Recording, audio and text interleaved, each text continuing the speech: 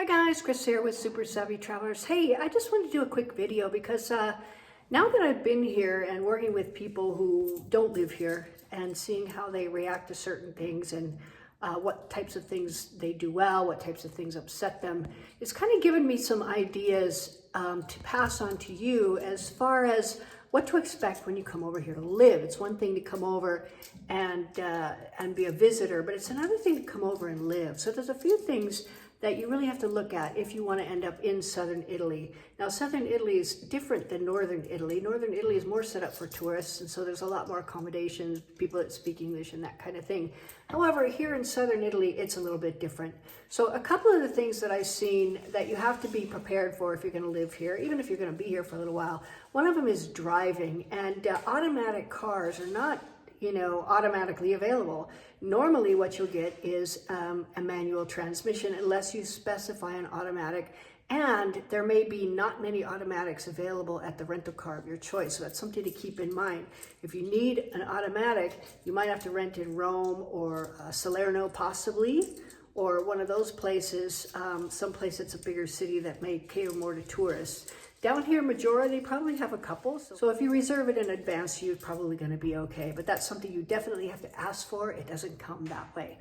Another thing is driving. The driving here is very different. There's a lot of very skinny streets, and there are certain ways to negotiate them. One thing that I've noticed is as you're driving down a real skinny street, what will happen is if you see another person coming down, they're going to be on the lookout, and so should you be on the lookout for a little area that you can squeeze over so that they can get past. So if everybody does that, it works pretty well. So I've been pretty happy with that. Everybody's been very, very polite and accommodating as far as that goes.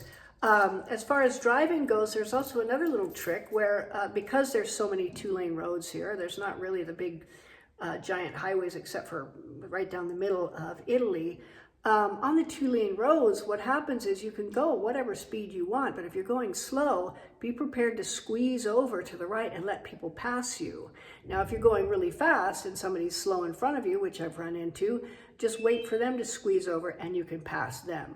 So it's kind of an unwritten code on how to drive here, but once you know it, it makes life so much easier. And you can actually go at whatever speed you want to, as long as there's no carabinieri in the distance. So that's one thing. Another thing is there's very little English spoken down here. So you have to at least be willing to use Google Translate, willing to try some Italian, and willing to make yourself understood without getting upset and anxious about that. A lot of people get very anxious when communication doesn't work, and I can understand that, but you don't have to be. Just come and give it a go. Take your phrase book with you, try to speak as much Italian as you can, and you'll be fine. Now, another thing is if you're the type of person that your whole trip is ruined because something happened, this is not the place for you. I had a friend once tell me that her whole trip was ruined because the transfer service didn't show up at the airport for them. They had to get a taxi or something, and her whole trip was ruined. And if that's the type of way that you travel, I wouldn't suggest coming down here to southern Italy because there's a lot of things that you have to sort of circumvent and find your way. Now, if you're adventurous, if you're looking for something that not everybody else has seen and experienced, if you want the real Italy, you want the best food, you want a real slice of exotic Italian life, this is the place for you. But be prepared, it's not like America and it's not like Northern Italy. So I hope that gives you some tips on what to expect when you come down here. As we go through and as I meet more people and run into more situations, I will give you more tips. So I hope that helps. See you soon.